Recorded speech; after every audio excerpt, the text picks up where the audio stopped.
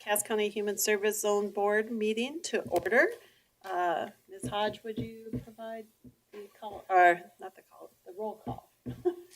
Mr. Breitling, Here. Mr. Steen, Here. Ms. Fry, Mr. Hagan, Ms. Haugen, Ms. Comer, Mr. Madler, Here. Ms. Bollinger. Here. Thank you, everyone, on this sunny day, and hopefully we won't have a snowy day in the next couple days, but it sounds like we may. Looking for our minutes of the March 7th meeting were in your packet. Do I have a motion to approve? You've had time to review. So moved. I have a motion by Commissioner Breitling. Do I have a second? Second. Julie for a second. All approved? Say aye. Aye. Aye. Any opposed? Same sign. The minutes are approved. I'm going to start by introducing our featured program for this month is the Economic Assistance Floor from across the street. Not the whole floor, but the 3 of the 4 supervisors are joining us today to give an overview. There's many programs within economic assistance. Calendar, are you having an audio problem? I'm catching about half of what's being said, and Oh. doesn't seem like it's being picked up. Hello? I'll maybe, does that work? So far, thank you. Okay. Thanks, Rick. So I'm going to let everyone introduce themselves. 3 of the 4 supervisors are here with us today. But I just want to say a couple things. They're working hard in doing some, and they'll probably touch on this, and we can touch a little bit after they're done with their presentation, but doing some process management over there to ready themselves for the whole unit or the division for economic assistance redesign. It's a lot of work and a lot of transition. So I want to say thank you to these long-serving supervisors and to the staff over there for their dedication to serving families that need that support in our community. First off, Diane Jorgensen, and I'm going to share, Diane's been with the county for 30 years. And she did submit her retirement at the end of April. So Diane, thank you for all you've done and look forward to this next month. But I've known Diane for a long time. So, and she also is in charge of popcorn. So that's not anymore. Shayna Hoovenen has been with the zone for 13 years. And Jill Lane has been with us for 20 years, right?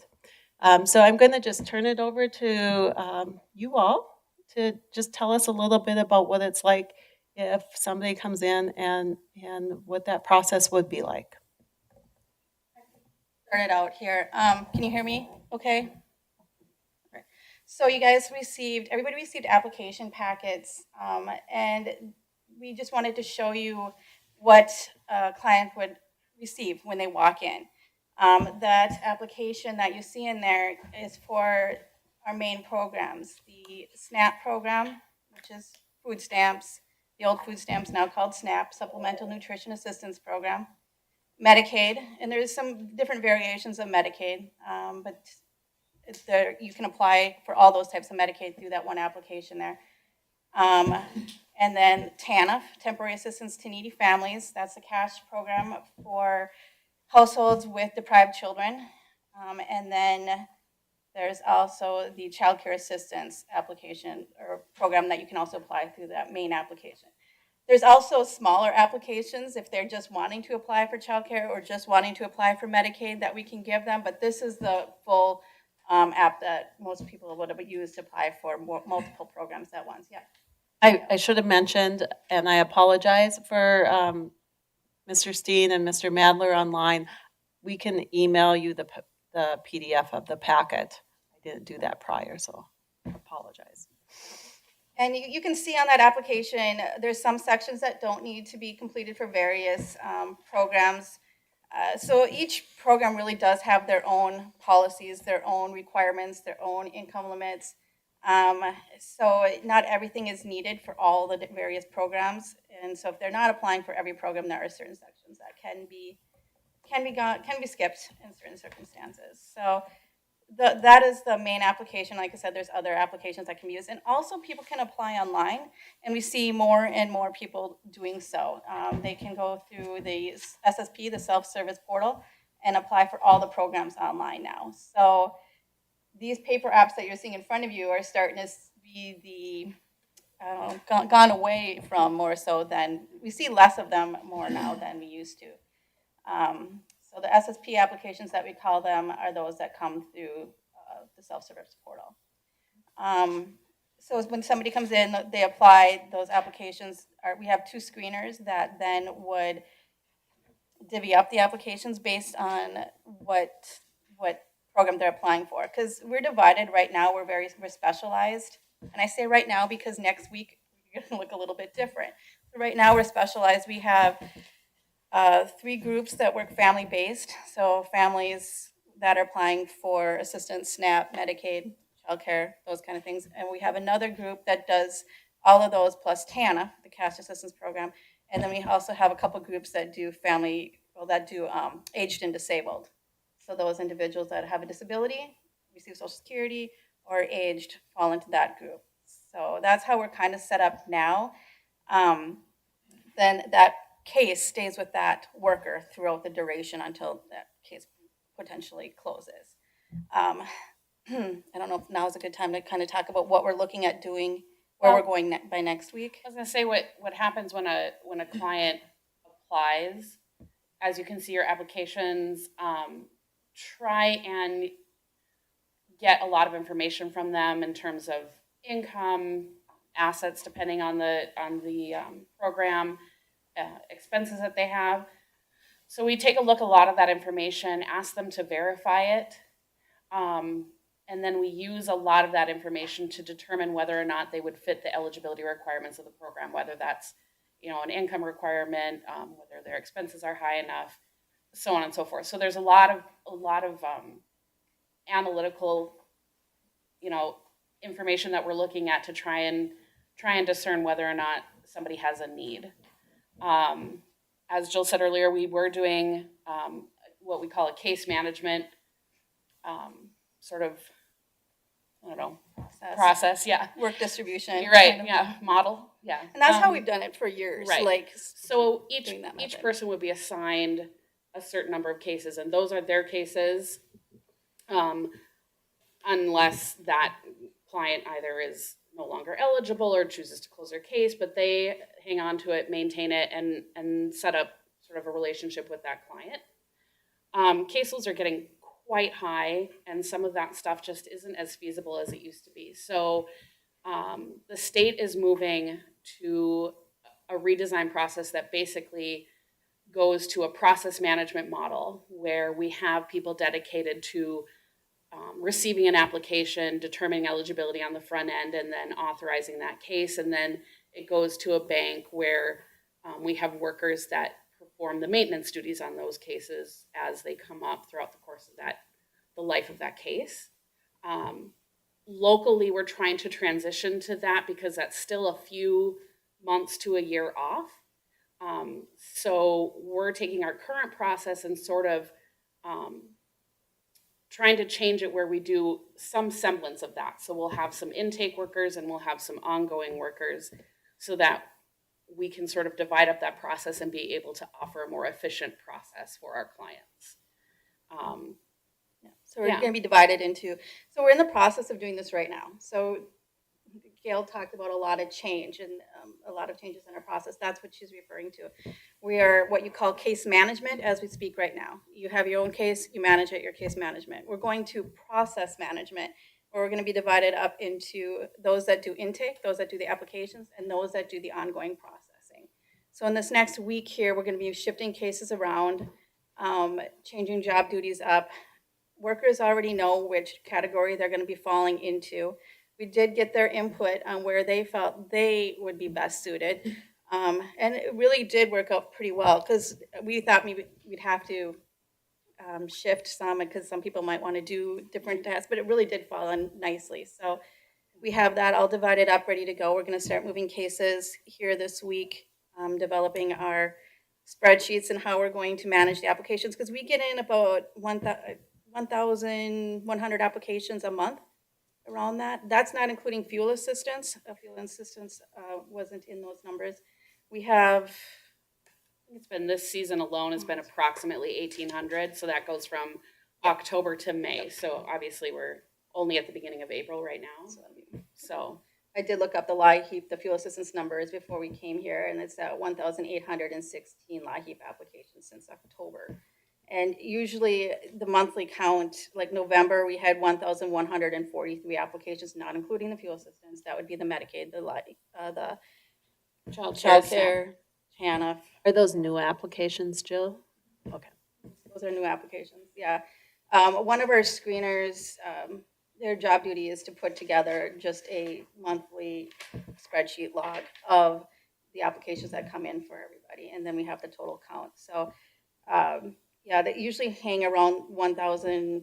November was higher, 1,143. December was 1,066. So usually right around that amount of applications. So then those screeners then divvy up those applications amongst the workers. So they're stay pretty busy doing that. And either they're the paper apps or they're online apps that they have to distribute to whoever is up in the rotation log that we have. So, and for that ongoing piece, each case has to be reviewed at minimum annually. Food stamps requires twice a month to be reviewed. So those ongoing workers will, instead of applications, they'll be fielding those reviews, those periodic reviews, and doing that stuff. What percentage are online apps now compared to in person? Can you give us a rough idea? Diane? We do have those numbers, they're just in blank.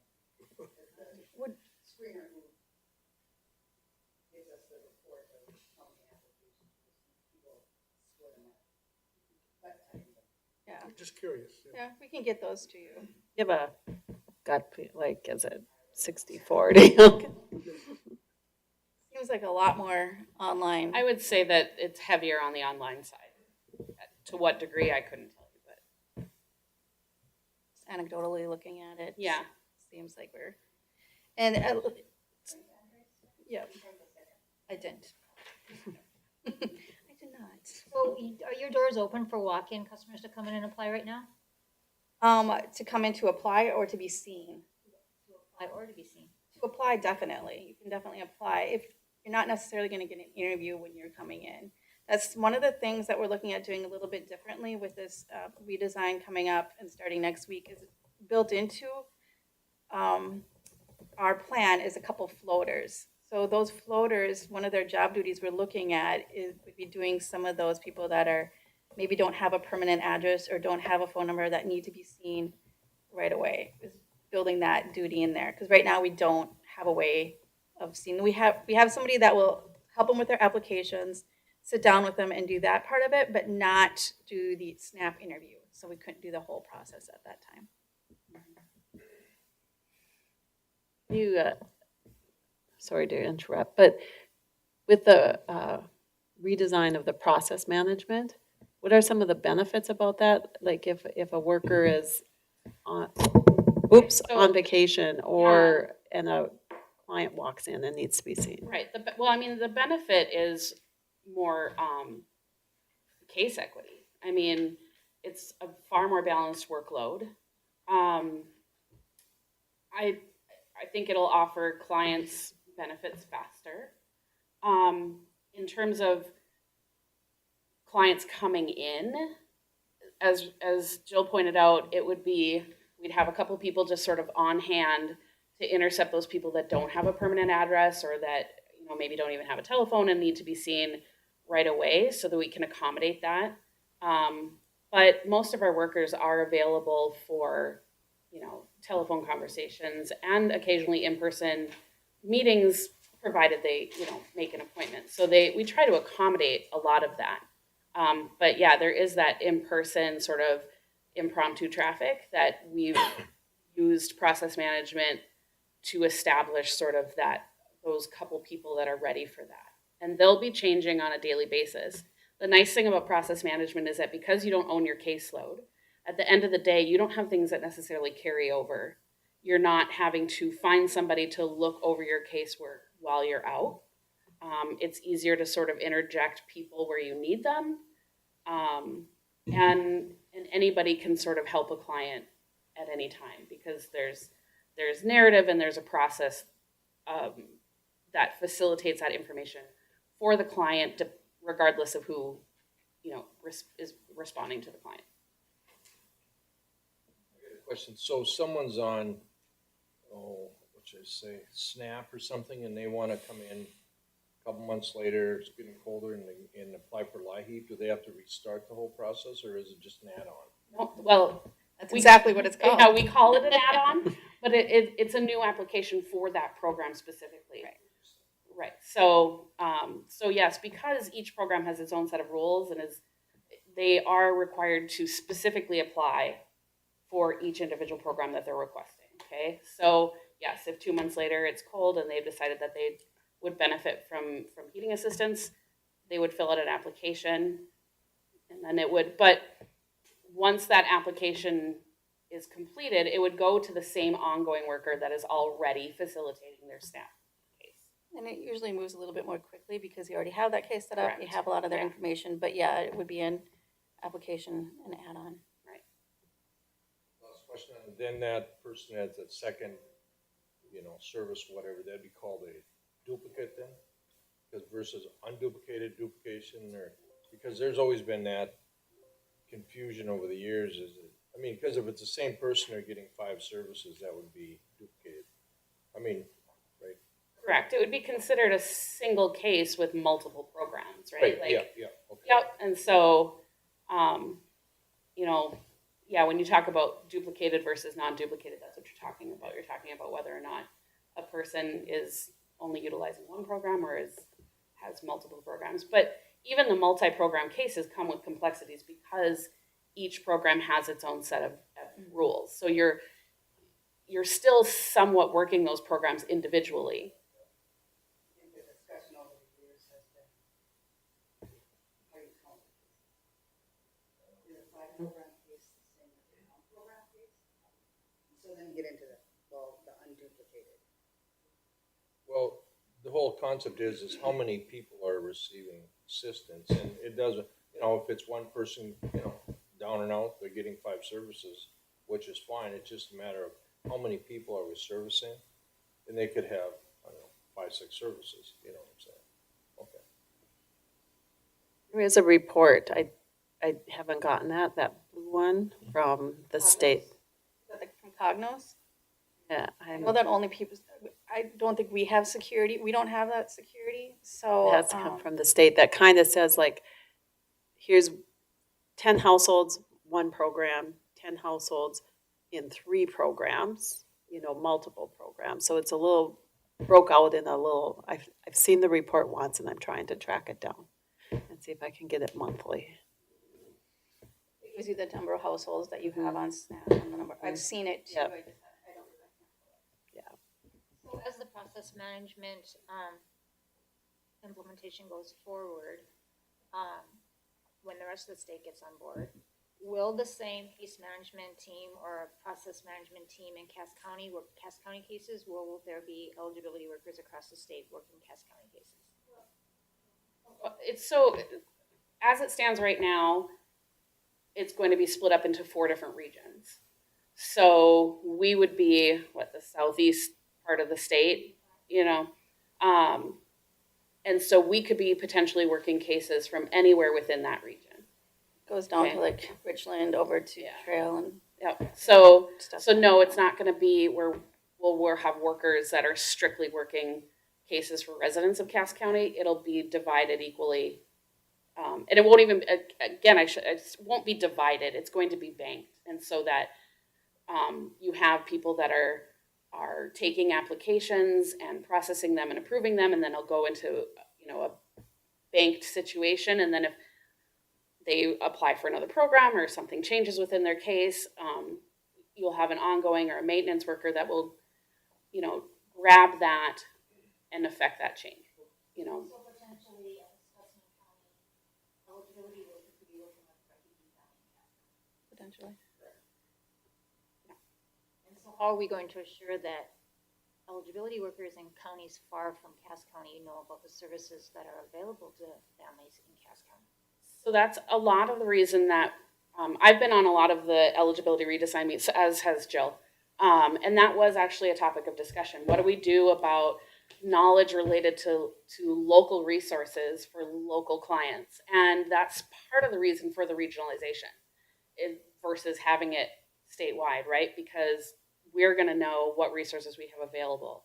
You know, specific to, say, the refugee population, that's actually the population that I worked with for, you know, 11 years prior to doing becoming a supervisor. And there are some definite nuances there, but there are people at the state level that know, you know, a bit about that. And I think that's still somewhat in the process too, of figuring out how to tackle some of those more specialized groups and what that process looks like. You know, right now it's sort of broad picture. How do we tackle the majority? And then as we go along in the process, what do we do about those sort of nuances? Yeah, the number of nuances has been pretty, a lot more than I think the state had bargained for when they took on, because we were supposed to, original rollout was what, last year? And now it was March. It's been pushed. The nuances have really held this up. What they've decided to do is kind of do a more phased-in approach. So they are looking at implementing the call centers first, and then doing a centralized mailing system, and doing these kind of tasks, I guess you could call them, or different changes in blocks. So then it doesn't all happen at once. But it has been very difficult to try and bring all this stuff together around the state. They're trying to figure out how long does it really take to work on a case, and try to figure out how many workers each zone, each region might need. So, well, because it does, even determining how long a case takes, again, it goes back to that multi-program case versus a single program case, versus whether or not you have a ACA case versus a SNAP case. It's going to have more nuances or more eligibility criteria, different factors to consider. So, you know, when we look at how much time is invested in a case, you also have to consider what program they're working. And so that's a lot of the stuff that we've been working on lately, is just trying to figure out how staffing is going to look and what time frames it looks like in terms of processing. For some of the other stuff like refugees, or there was a couple other things. well, TANF cases. Yeah, we were looking, I mean, there might still be some area of discussion for that. Do we still offer some sort of specialized, you know, service within the city itself versus having that regionalized? Those are discussions we're still having. Yeah, the statewide redesign has been, my understanding, coming newer into this. Yeah. These ladies are the experts on that. Has been pushed out 1 year previously. And now, my understanding, the software system for that is not totally developed yet. So it will be at least 2023. Because And that was one area that we were very concerned about going into this, because we have been part of rollouts of a program that hasn't been ready for a rollout, and we know what that can do to staff. So we were very clear, and we don't want anything rolling out until all the software, all that kind of information is thoroughly tested and vetted. And so I'm glad that the state is waiting for that before they do so. So that's why we aren't waiting either for that. We're doing kind of a hybrid of the process management now, just because we've seen a lot of turnover. We need to do something that kind of allows us to absorb some of that. And when we're so specialized in having all the case management happening, we weren't able to keep up. And I think it's important when you're going through such a massive change to try and mitigate the amount of change that happens immediately as much as you can, right? So we've tried to move away from some of that specialization so that workers get accustomed to having to navigate different programs that they maybe didn't administer before and learning the policies related to that. Similar to also, the whole intake ongoing process, some of that stuff, if we can start implementing it sooner, it makes that ultimate transition a little less of a burden. Hope so. Anyway. Yeah. That's the idea. Yeah. That's the idea. Is transition where we can to try and mitigate some of the stress and chaos that's ultimately going to happen. And we've been doing some cross training. We did a bunch of cross training last week, trying to, because I had mentioned there's different types of Medicaid that people can apply for. Not everybody is as well versed on those different types of Medicaid, so that's why we've had to do a lot of this cross training, because now everybody is going to be expected to know the difference between an aged and disabled receiving Medicaid and then a family, which has different rules. So it's been an undertaking, but I got a question on that. To train everybody in the state to do everything, you'd think that'd be a pretty daunting task. You'd think you'd take 10 people, make sure they don't all go on vacation the same day, but, just to have 10 people that are good with Medicaid versus, I don't know how many employees you got, 100, let's say. You'd think they'd want to keep it somewhat segregated, because I know you're getting policy changes every month. a lot of discussion on that. And when they decided, because what the state did is decided to create different, they call them swim lanes. So depending on what you're applying for, you'd go into these different lanes. And there was a lot of discussion right away whether or not we need to do a separate lane for those receiving like aged and disabled Medicaid as opposed to not. And in the end, the state decided no. Well, and I think that the reason that they avoided wanting to do that is because the bulk of our problem prior was an imbalance in workload for various, sections. So you might have a TANF worker who has fewer cases, but they're more labor intensive, or you might have, Medicaid where it can be quick and easy depending on the type of Medicaid. And so they might have, hundreds more cases. And I think now it's about trying to balance all of that out so that you don't have workers that are burnt out because they're taking on more than their share. And another thing was that there is a lot of crossover. Like, yes, we were seeing a lot of cases going back and forth between the different divisions. Oh, this case has a kid now, you take it. Oh, this person now has a disabled individual, you need to take it. And that was creating a lot of confusion. And then there's a lot of cases where you did have grandma and grandpa having a kid, and so you needed to know all of it. So those are some of the arguments for not becoming quite as specialized. Right. There's still going to be a specialized group that does TANF, because that program, you were talking earlier, it has a lot of different nuances to it, a lot of different requirements, and there's no reason, it's not a huge program either, so there's not a reason for everybody to learn TANF. So when we roll out this change next week, there will only be 3 workers that will be doing intake for the TANF, and 3 workers doing ongoing processing of TANF. They'll also have other programs and other cases as well, but we're not rolling TANF out to everybody.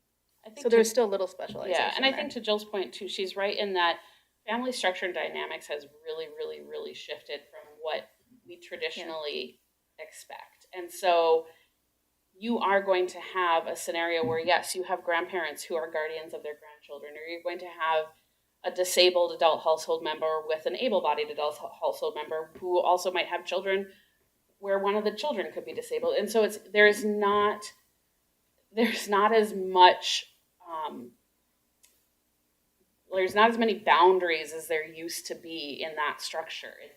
It can take on any form now. And so to make things more efficient, it's better to equip everybody with the knowledge than to continue a specialization where you are bouncing around that family, even from one caseworker to another, where they might be getting inconsistent information themselves, or, you know, then the workers are having to communicate with each other about the same family, and it just is a lot of unnecessary movement and chaos.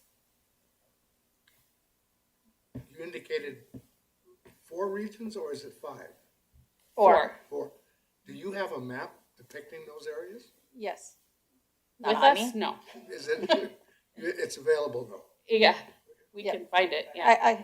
Yeah. Isn't it basically all the way to Jamestown and all the way to the border on the south side? All of Stutzman County?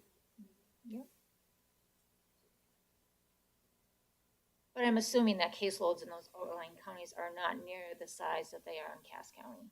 No, Far from. which can be beneficial to us though, Mhm. because you're utilizing people who would not normally have the caseload that we have, and they can take on some of that, you know, that extra. As long as they, my big concern is the services that are not run by the county or the state that are located in this community, they need to know about those and be able to help someone who has mental illness or chemical dependency when they're just talking to them on the phone to be able to notice that or be listening for that and be able to make the appropriate referrals that they need those services. Area of high concern, and you know, it's easy just to say give them 211, but that was kind of what some of the feedback was on that. 211 is the information referral service. There's really no good answer to that, because I do feel that that will suffer a little bit. There's gonna have to be some entity that pulls that information together so that everybody has access to it. Right now, we have other counties working. Montreal. And right now, what happens is that they'll call, okay, this is what this person wants, what should I have? I don't know how much work I have on this. I need to, but right now, it's just a couple of specific counties that call with these questions so that they can. That has nothing to do with the region, so it doesn't. No, that's just, we had too many cases and other counties didn't have enough, so. Allowing them to take some of our cases, it's a win-win. Like The workers. Yep. They were gonna possibly lose a worker if they didn't have more cases, so then we had a few to spare. Yes. Curious what trends you've seen in the last year about increased applications for certain programs or decreased applications for other programs.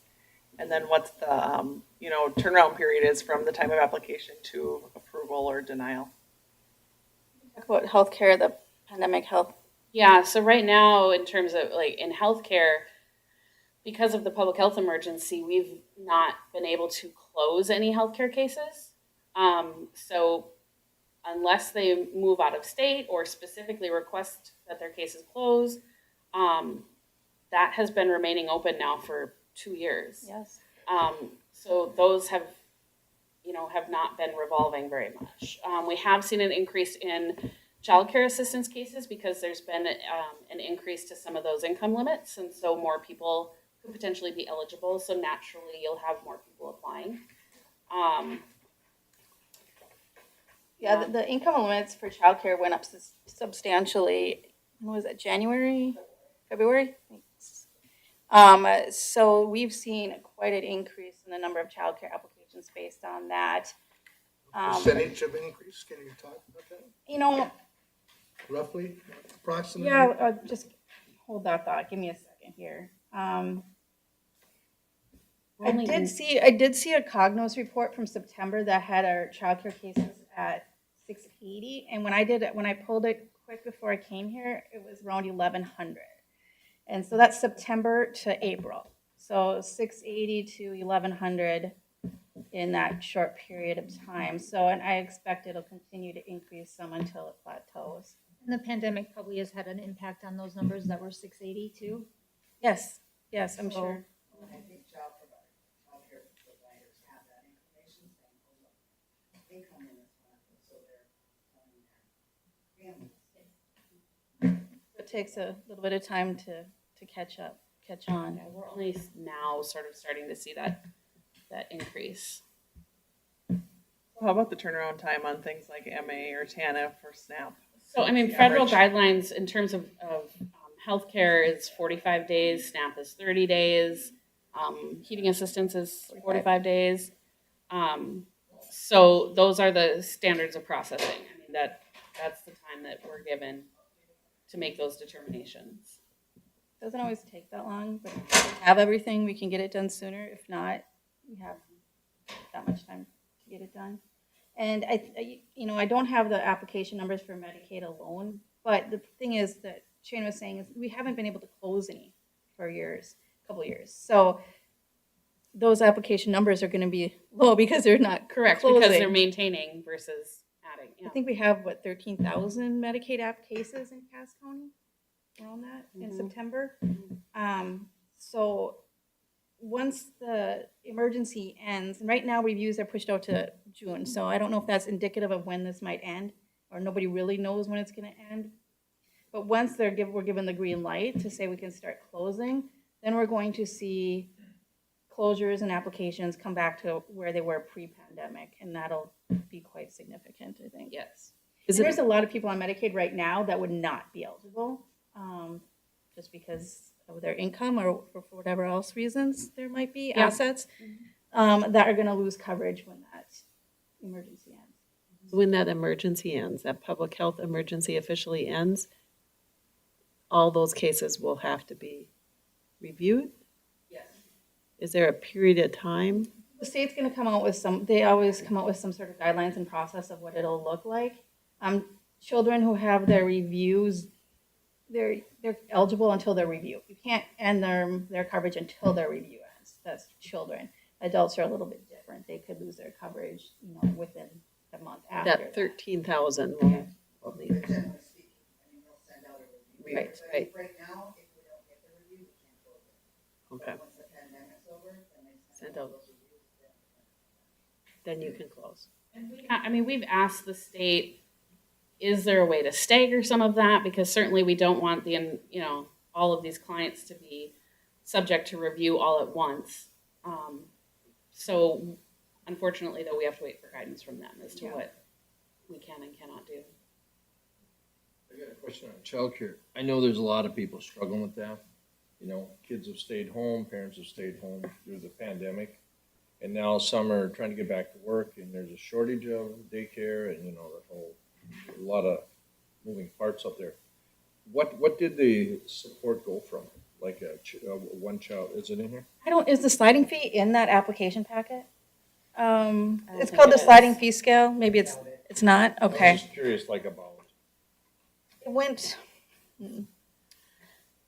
was substantial. And So what's that? I don't know the poverty levels off the top of my head, but Went that's from the, 60% to 85%. 85. yeah. So it depends on your household size too. I mean, your household size. I mean, we can easily email that out to you guys too. And we It'd can be even nice do a before and after, so you can see what it was prior. To Even if you could send us the poverty level scales. I mean, Mhm. people know we're on these committees and they'll go, we're not taking applications, obviously, but you say, that's about what it is. It's very the Be income interesting. is pretty high now. So we were pleasantly surprised by how many more. I mean, that just makes so many more people eligible. Unfortunately, they can't always find daycare. Which seems to be the issue now. But we can send out it's called the sliding fee scale.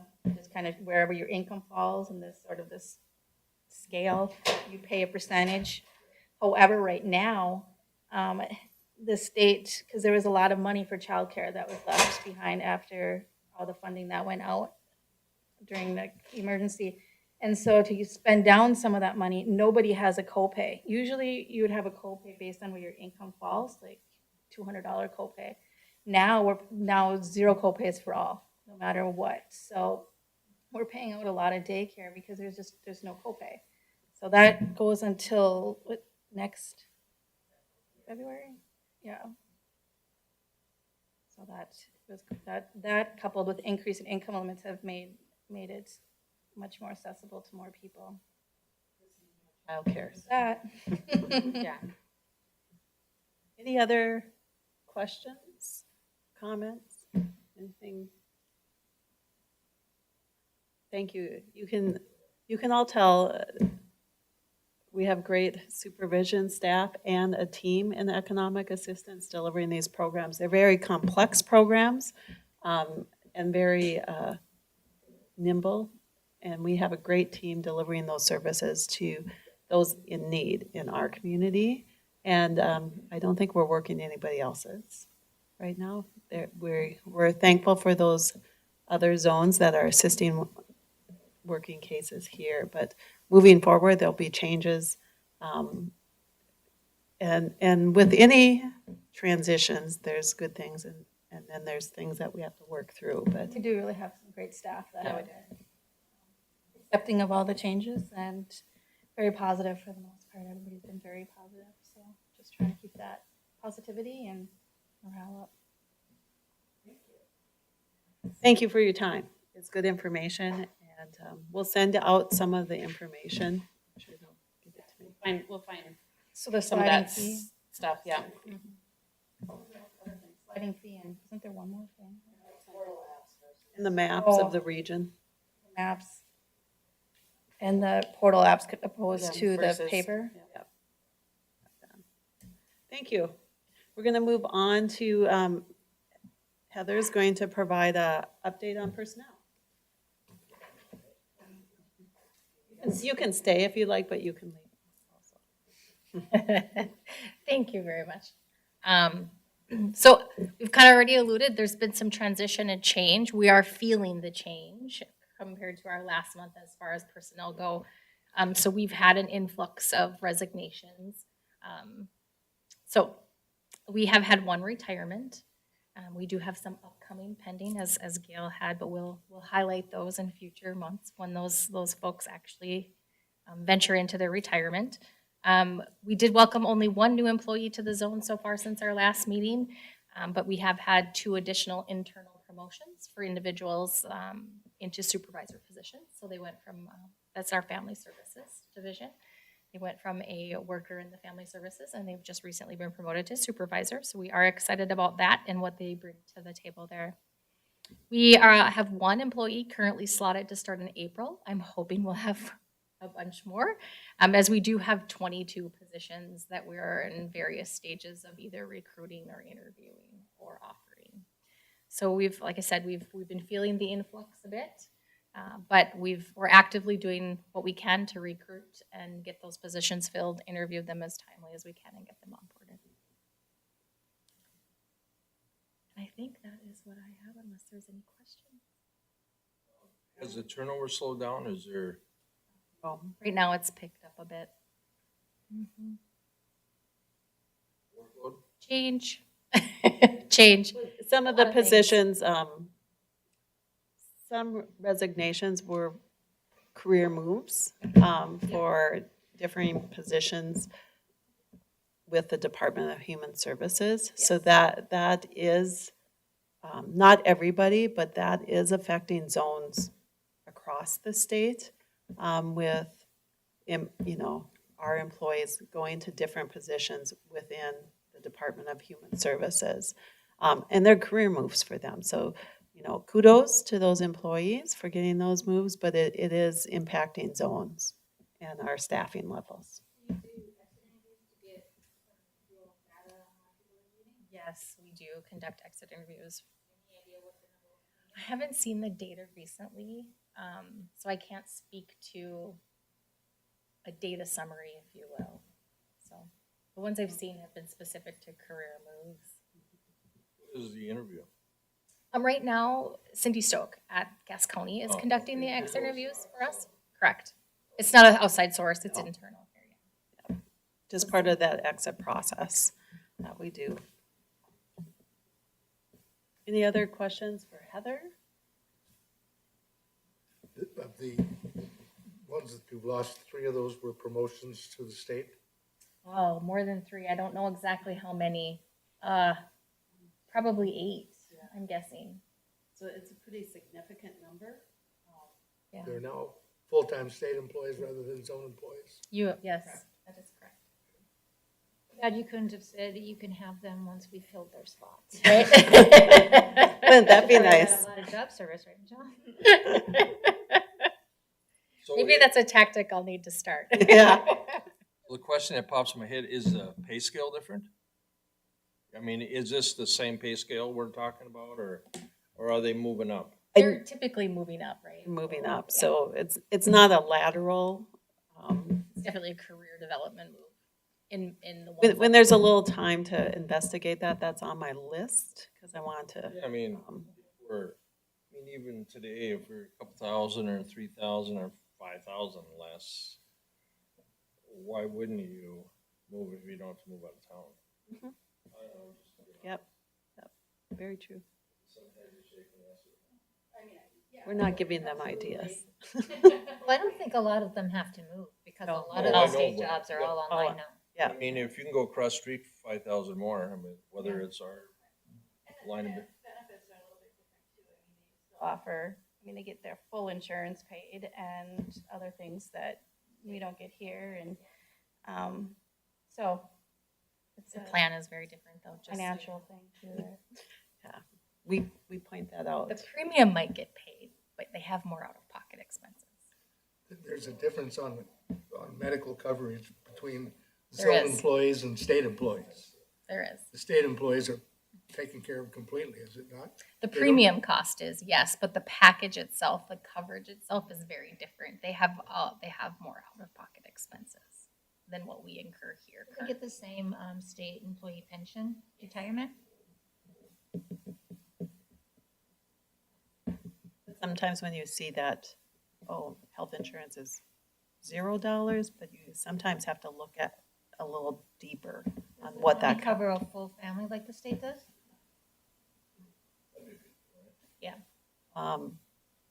Well, you have to compare apples to apples. Yeah, we're in not the comparing coverage. apples to apples. That's the bad thing. It's apples and oranges a little bit, but we won't go Yeah, in. it is. Those policies are, those differences. Any are all other different. questions for Heather, not to cut her off? Are you trying anything new and different to recruit? That is a great question. It's really just continuing to advertise and get it out there and posted and look for those through those avenues. We rely a lot on the state to help us assist with those. I was thinking of this morning actually, I'm like, what could we do here locally? And we haven't really have been able to dedicate a whole lot of thought process or brainstorming to making some of those things, but we could certainly, I mean, I think there's things we probably could incorporate, yeah. The county has a contractual obligation with a couple that manage Brewer Lake in the summer, 5 months. And they've been doing so for several years. They are, this year, have informed us that there will not be continuing. The county is in a lesser way than the state would, put out feelers for promotions, and we've had 40 applicants within the last 10 days, 2 weeks, for that position. It's a contractual position, and wow. we've posted what we were paying in the past. To run, we were late. To run it in Yeah, the summer. for 5 months out of the year. It's only, the facilities are only open 5 months out of the year, really. It's not accessible in the winter unless you're on a four-wheel drive vehicle of some sort and want to go ice fishing. You might be able to get there then. I always forget about the individuals online, so if you have a question, just pop up your hand. Carrie, if you have any suggestions or anybody, contact us directly on recruitment. Probably, we have a upcoming nationwide online job fair coming up that I know that government is one of the focuses of the industries that can be there. Not sure exactly what the outcome will be, but it's no cost to the employer. Might be a good way to get people to come to North Dakota that would be interested in government work. So do you post it online, or how do you,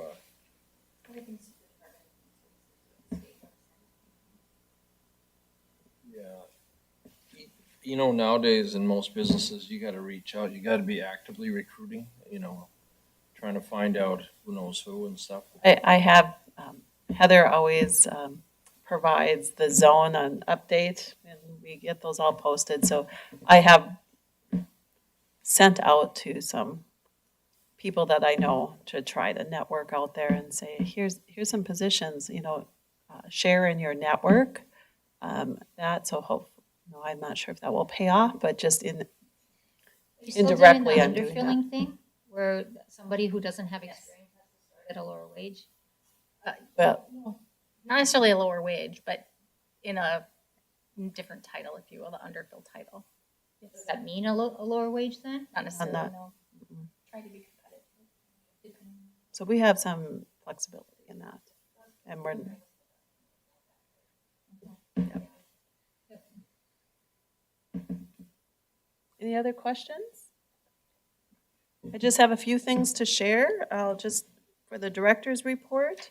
I think last month I shared that the zone plan update was due, and that was sent in and approved by DHS. So no major changes in that, but I just wanted to share that that was approved and has been filed.